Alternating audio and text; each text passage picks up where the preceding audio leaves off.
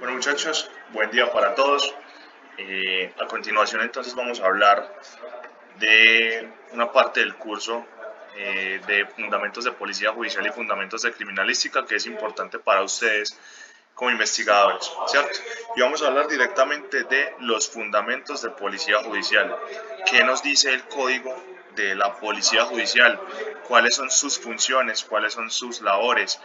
¿Qué es la policía judicial? ¿Cierto? Vamos a ver la explicación, vamos a tener entonces claros todos los elementos que conforman toda la actividad de policía judicial desde el momento de la indagación o conocimiento del hecho hasta finalmente la etapa de investigación y ya, hasta la investigación, sería básicamente hasta la investigación porque ya después abordaremos otros temas como son la preparatoria y juicio oral. ¿Listo muchachos? Entonces, primero necesitamos tener claro efectivamente qué es policía judicial.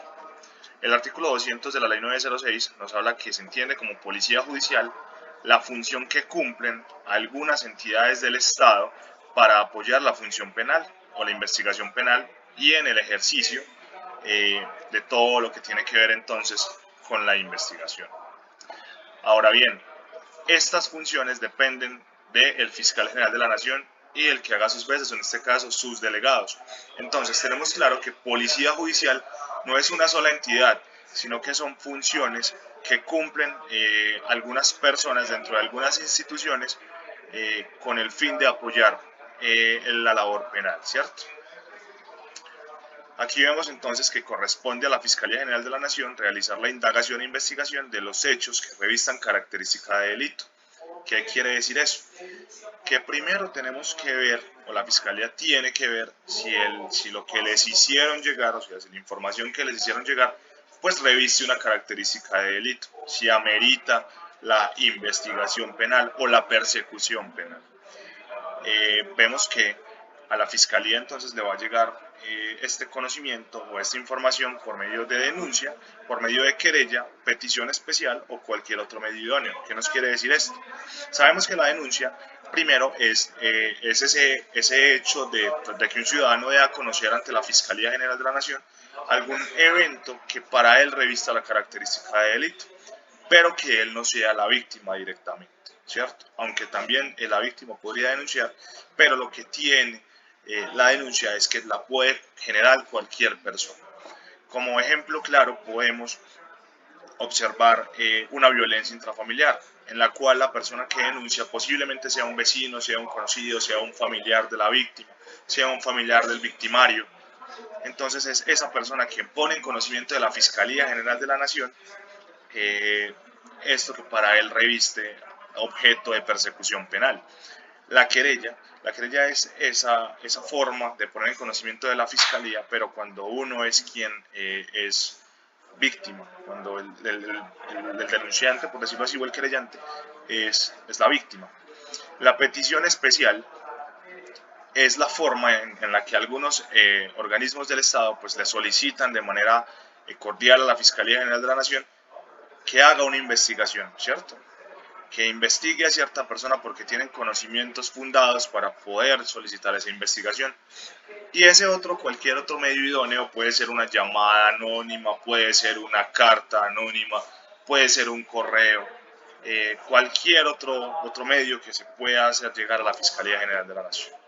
Ahora bien, vamos a hablar del tema de la indagación, que la indagación es ese momento después del conocimiento del hecho en el cual eh, la fiscalía tiene conocimiento de un hecho y tiene que investigar si efectivamente el hecho pasó y también investigar si reviste la característica de delito.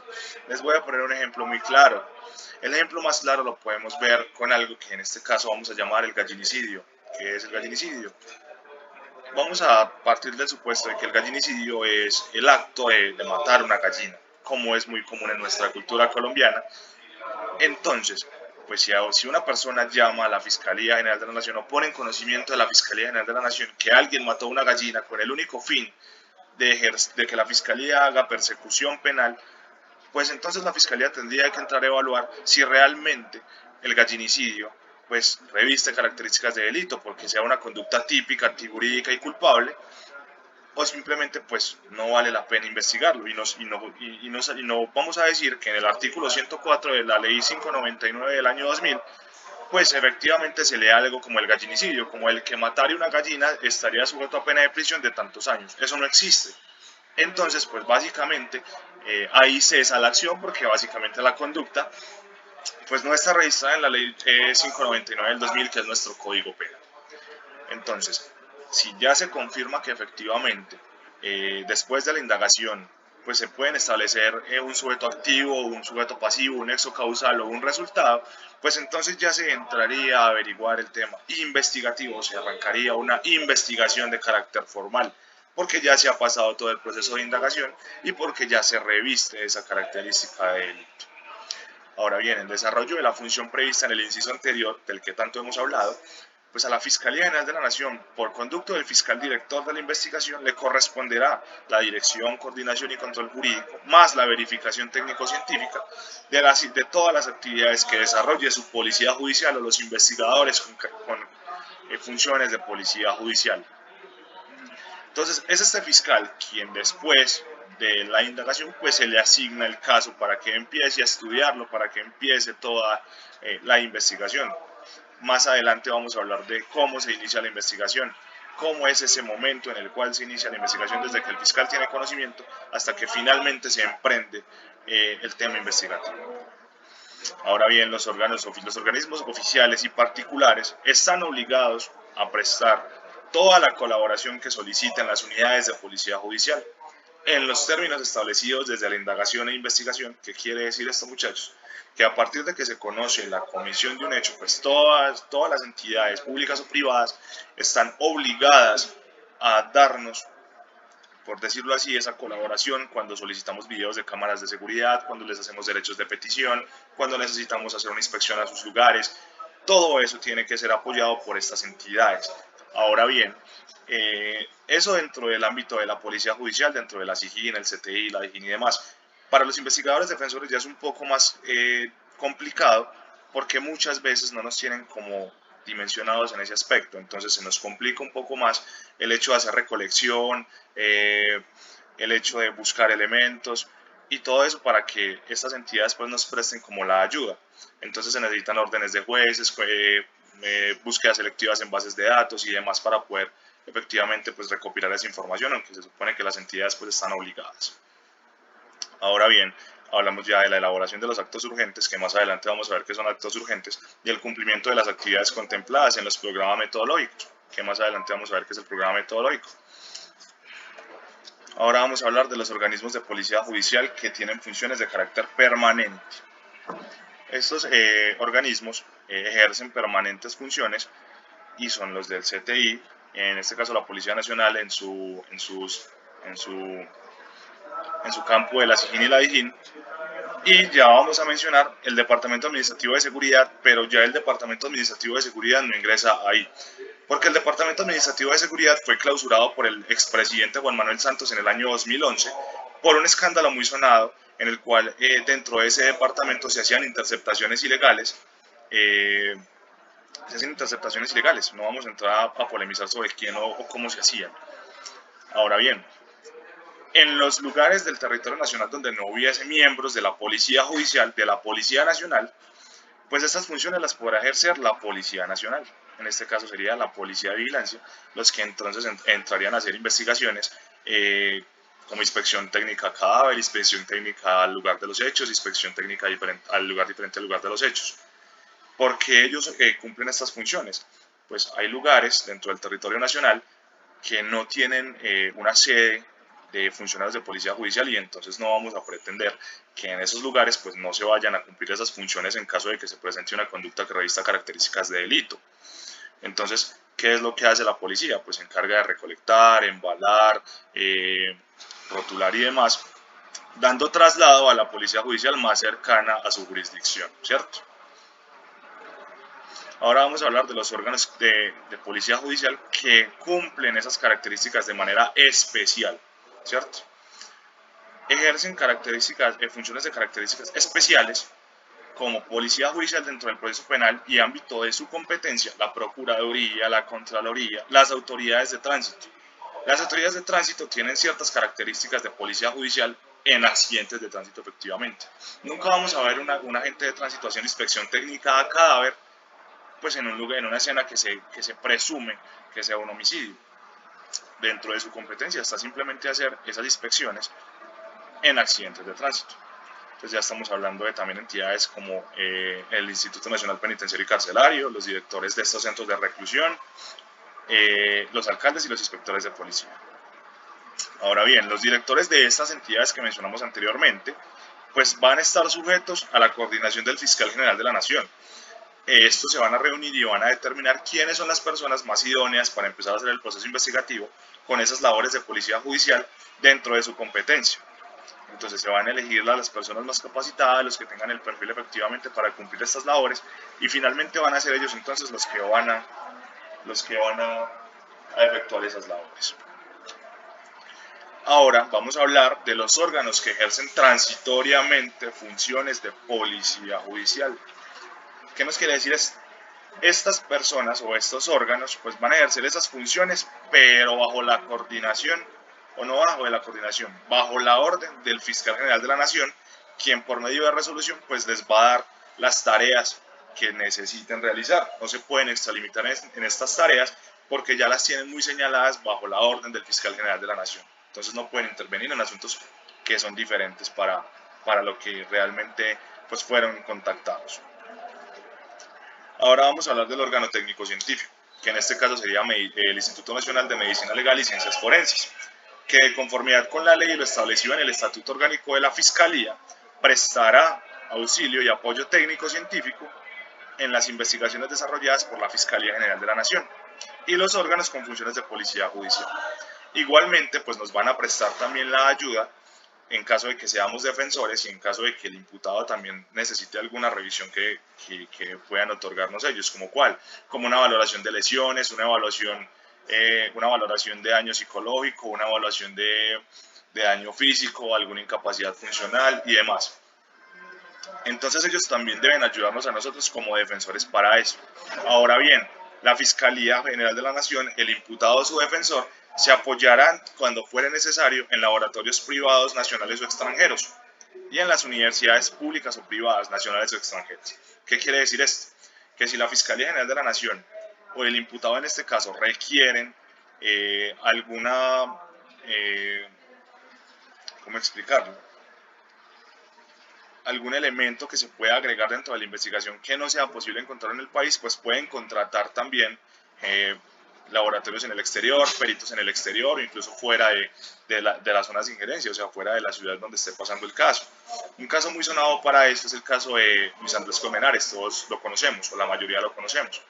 Es un caso en el cual la familia contactó a un perito extranjero para que efectivamente hiciera un estudio de si era posible que el cauce del río en el Parque El Virrey pues arrastrar el cuerpo por las condiciones de pluviosidad, por condiciones de lluvia de ese 31 de octubre y 1 de noviembre en el cual ocurrieron los hechos, si era posible que el río arrastrara el cuerpo, porque el cuerpo no se vio cuando fueron los bomberos a ubicar el cuerpo, porque pudo aparecer horas después. Esto se da, muchachos, con apoyo netamente de un perito extranjero, ¿cierto? Él hizo todo el estudio y efectivamente pues es válido dentro del proceso penal, es completamente válida su técnica, si logra efectivamente sustentar la técnica, ¿cierto? También apoyarán o prestarán apoyo técnico-científico los laboratorios forenses de los órganos de policía judicial. ¿Qué quiere decir esto, muchachos? El laboratorio de balística de la SIGIN, el laboratorio del CTI de balística, todos nos van a apoyar también en esto. Están como en la obligación, lo dice la ley 906. Entonces deben apoyarnos en ese proceso investigativo. Vamos a hablar entonces de la actividad de policía judicial en la indagación e investigación.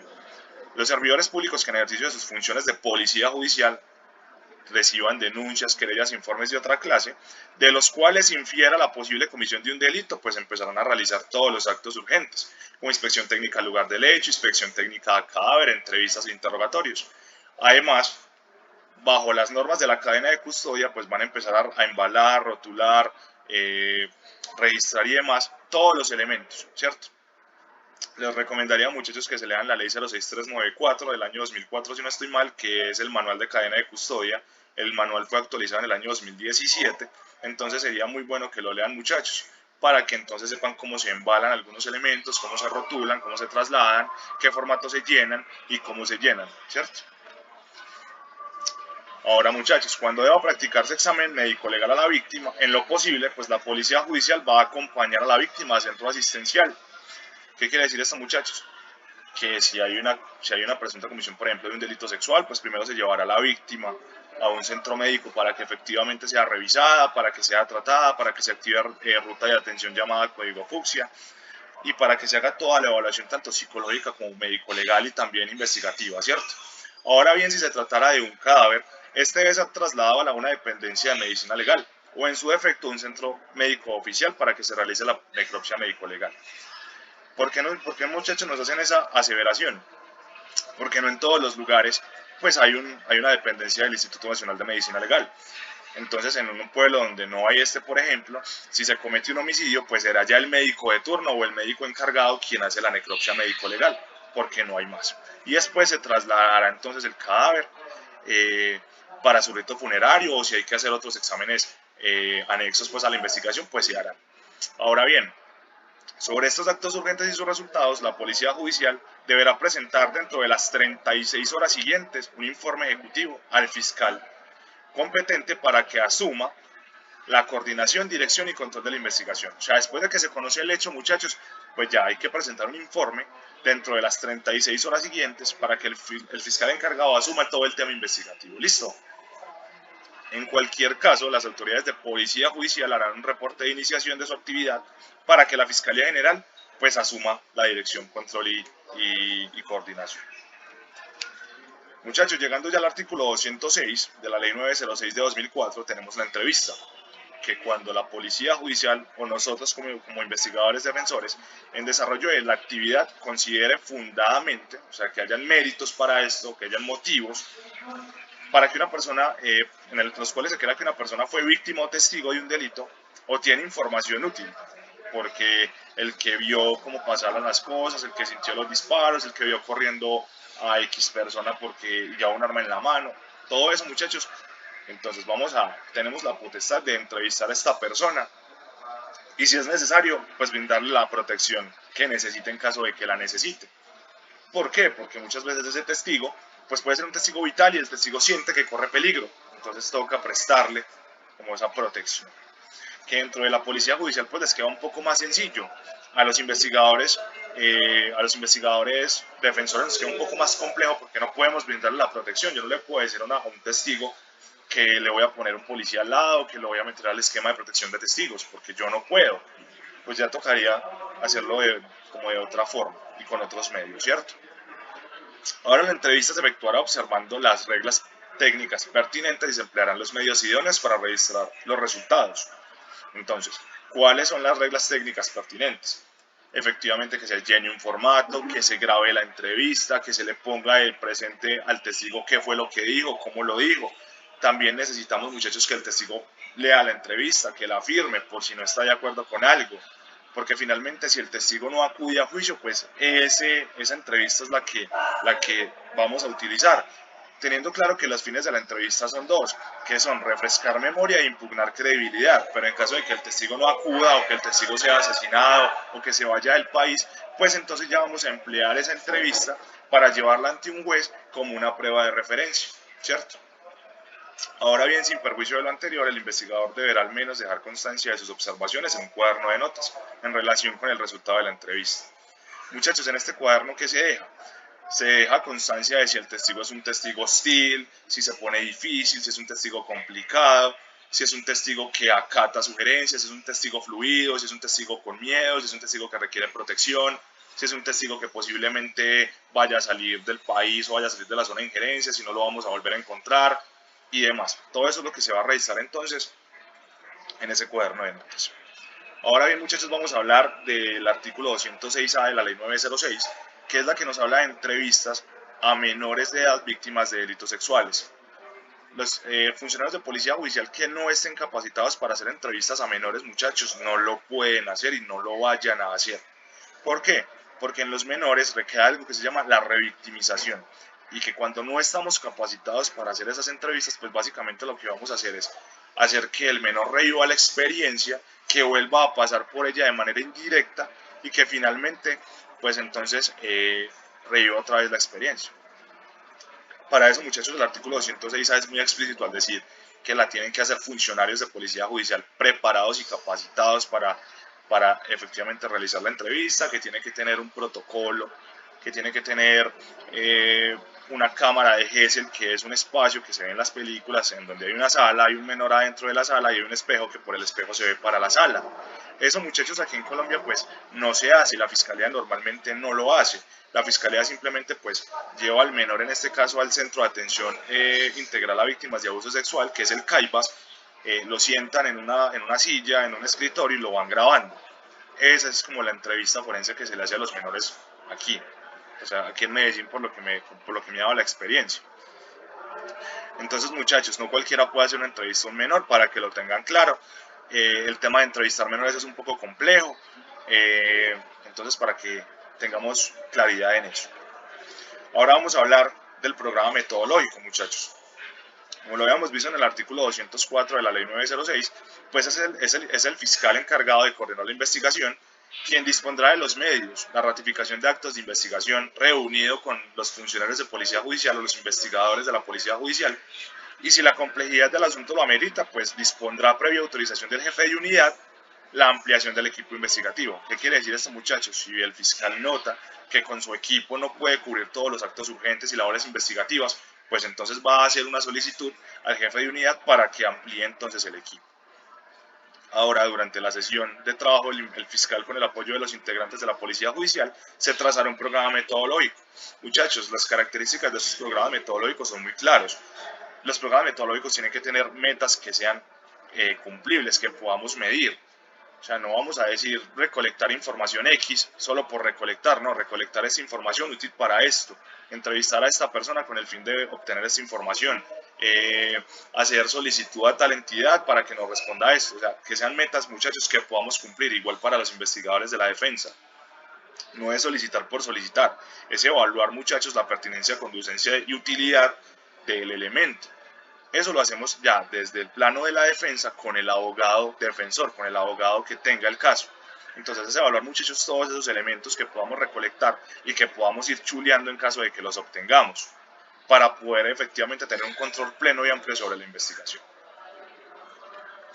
Ahora, en el desarrollo del programa metodológico, el fiscal ordena la realización de otras actividades que no impliquen restricción a derechos fundamentales y que sean conducentes, lo que les hablaba hace un momento, al esclarecimiento del hecho y que aporten a la teoría del caso. Entonces, vamos a hablar de descubrimiento de elementos materiales de prueba, evidencia física, individualización de autores, partícipes y a la evaluación y cuantificación de daños causados y efectivamente a la protección a las víctimas. Los actos de investigación de campo y estudio serán ejercidos directamente, muchachos, por la policía judicial. O sea, la policía de vigilancia no va a recolectar un arma de fuego que después vaya a que hacerle un estudio porque se lo manda un fiscal. No, eso lo hacen funcionarios de policía judicial.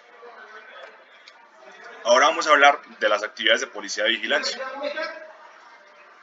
Cuando el ejercicio de la actividad de policía, de vigilancia, los servidores de la Policía Nacional descubrieron elementos materiales probatorios y evidencia física, como los mencionados en el artículo 275 de la ley 906, muchachos, recomendado que lo lean. En desarrollo de registro personal, registro de vehículos, los identificarán, recogerán y embalarán técnicamente. Eso le toca a la policía, muchachos. Sin demora alguna, comunicarán el hallazgo a la policía judicial, telefónicamente o por cualquier otro medio. Aquí no hay excusa. Si no tengo minutos, pues les escribo por WhatsApp. Si no, pues mando a alguien. La cual sin dilación se trasladará al lugar de los hechos y recogerá los elementos y el informe de policía de vigilancia. Que en algunos casos es el FPJ4, si no estoy mal, que es el formato de primer respondiente. Cuando esto no fuere posible, quien los hubiera embalado los hará llegar con las seguridades del caso a la policía judicial.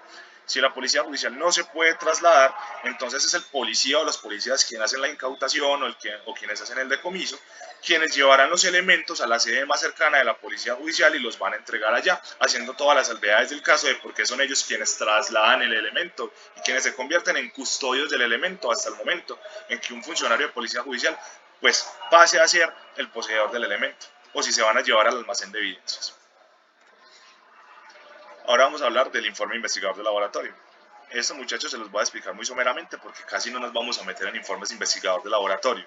Pero básicamente, ¿qué tiene que tener el informe? Pues la forma como se utilizó el elemento a examinar, con qué máquina se utilizó, cuál fue el protocolo, si tiene aceptación científica o no, cuál fue la técnica, cuál fue la descripción de los resultados, qué decía yo, cómo hacía yo y demás. Entonces no vamos a darle como mucha larga a esto.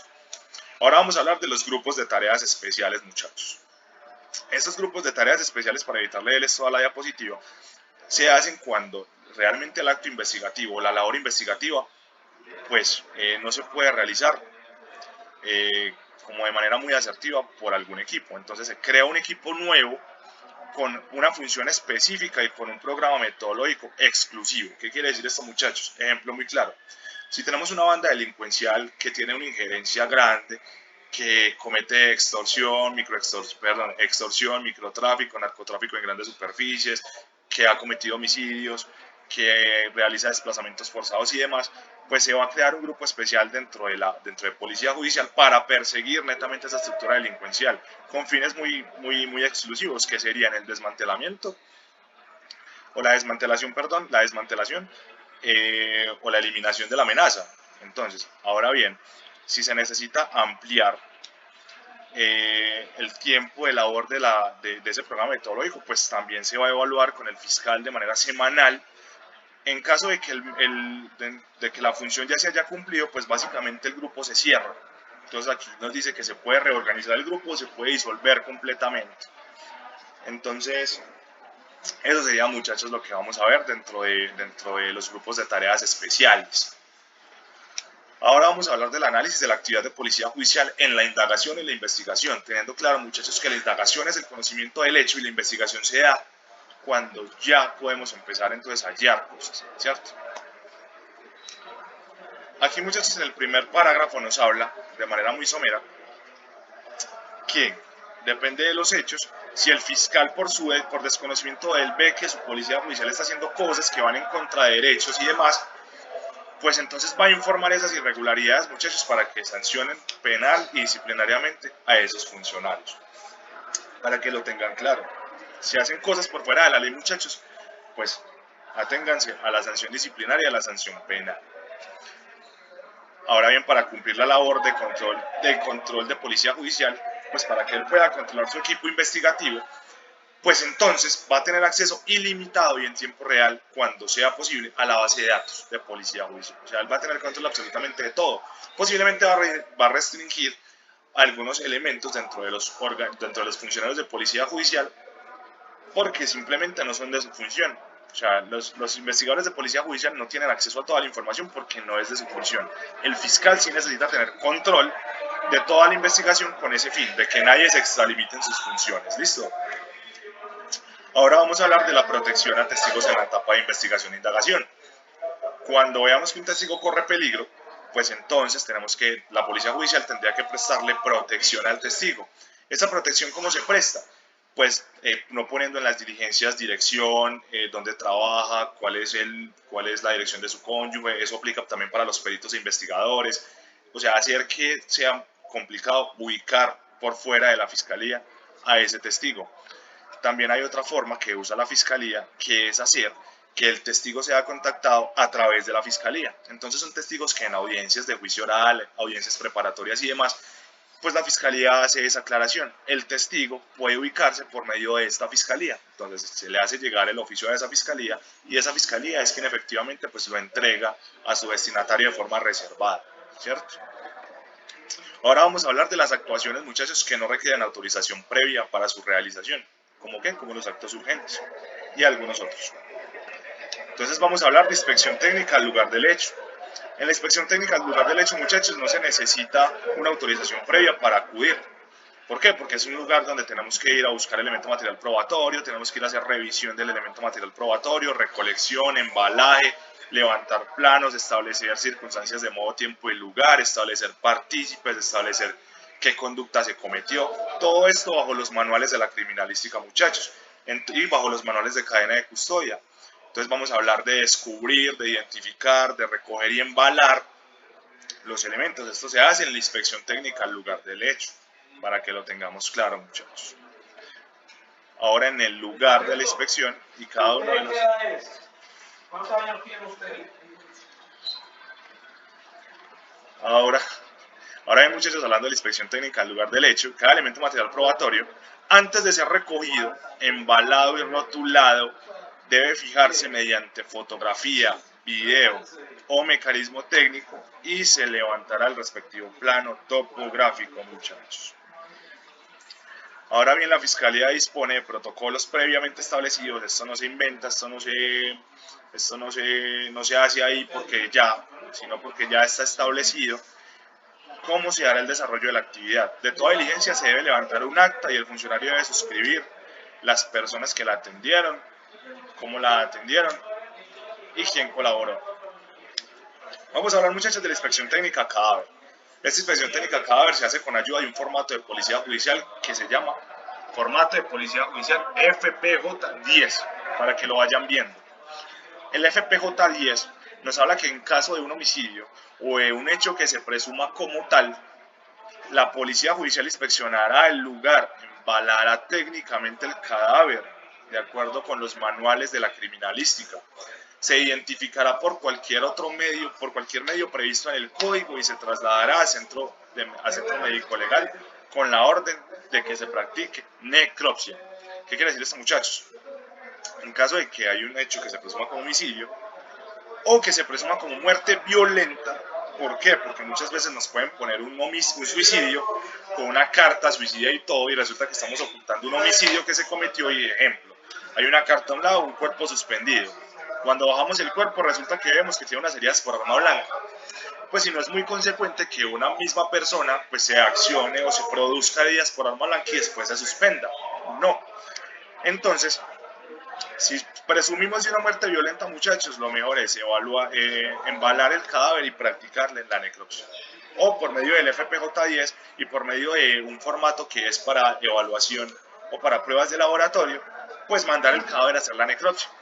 Cuando en el lugar de la inspección se hallaren partes de cuerpo, restos óseos o de otra índole pertenecientes al ser humano, pues básicamente, muchachos, lo que vamos a hacer es embalar, enviar también a medicina legal, esto en bolsa roja, con el rótulo de cadena de custodia y demás, y a los exámenes se correspondan. Muchachos, también se aplica la inspección técnica al lugar del hecho, al lugar distinto al lugar del hecho. Esto, muchachos, se da mucho en escenas de homicidios, en los cuales el ejemplo más claro es un 24 de diciembre, toda la familia reunida en la acera, pasa dos sujetos en una motocicleta, uno acciona un arma de fuego en contra de la humanidad del otro, esta persona cae, resulta que la familia la traslada en un taxi, se la llevan a un centro asistencial y la persona en el centro asistencial posteriormente fallece. ¿Cuál sería la inspección técnica al lugar de los hechos? Pues donde se inició la acción delictiva, donde se dieron los disparos, donde fue la agresión. Y el lugar distinto sería el hospital, donde finalmente fallece y donde finalmente es donde vamos a hacer la recolección y embalaje del cadáver. Se me pasaba algo, muchachos, con el tema de la identificación. Si a este ciudadano que se encontró sin vida, o ya cuando se encuentra el cuerpo sin vida, pues no es posible identificarlo, entonces tendríamos que evaluar cómo vamos a identificarlo, cómo nos dice el código, que podemos pedir por medio de una necrodactilia o un registro de dactilar a la Registraduría Nacional del Estado Civil que nos diga cómo se llama ese ciudadano, cuál es el nombre de ese ciudadano o cómo se identificaba en vida, ¿cierto? Eso es, muchachos, básicamente. Ahora vamos a hablar del aseguramiento y custodia. Cada elemento, muchachos, como se los dije anteriormente, pues necesita efectivamente un rótulo de cadena de custodia. ¿Con qué fin? Con el fin de evitar la suplantación o con el fin de que el elemento se altere o se pierda. ¿Por qué? Pues si yo recolecto en el lugar de los hechos un arma de fuego tipo pistola de marca Glock 9 milímetros con un proveedor con tantos cartuchos, con número de serial tal, con, no sé, de color negro, pues no me van a llevar al juicio oral, muchachos, un revólver marca Smith & Wesson gris. Muchachos, no. Ahí se pierde completamente la cadena de custodia, se pierde el objetivo de la cadena de custodia, que es ¿cuál? Que el elemento pase a ser el mismo desde el momento de la recolección y hallazgo hasta el momento del juicio oral, incluso hasta que se dé la orden del juez de que el elemento o se ponga a disposición de otra autoridad competente o se deseche. Entonces, muchachos, para que tengamos claro el aseguramiento y custodia. Vamos a hablar también de la exhumación, muchachos. Cuando sea pertinente exhumar un cadáver, pues entonces también la policía judicial establecerá, revisará las situaciones del lugar preciso donde están los despojos y los va a exhumar, ¿cierto? Con estos muchachos, a los que les haya pasado, cuando hay una muerte violenta, hay una solicitud, o más bien una orden de la policía judicial de no cremar el cadáver. ¿Por qué? Porque posiblemente después se va a necesitar exhumar ese cuerpo para hacer cualquier acto investigativo. Entonces, por eso se exhuma y no se crema. Ahora, muchachos, para finalizar, vamos a hablar del aviso de ingreso de presuntas víctimas. En todo centro asistencial, muchachos, cuando llega un paciente con alguna lesión por arma de fuego, por proyectil de arma de fuego, por arma blanca, por alguna lesión de carácter violento, ajeno a la salud o a un accidente y demás, pues es las entidades hospitalarias que deben dar conocimiento a la policía judicial para que se desplacen hasta el sitio y evalúen ellos si reviste características de delito el estado de salud de este ciudadano. Entonces, muchachos, sería eso todo por esta sesión de fundamentos de policía judicial. Cualquier duda me la hacen llegar, muchachos, para que la aclaremos. No siendo más, quedo atento a sus inquietudes. Que tengan un feliz día.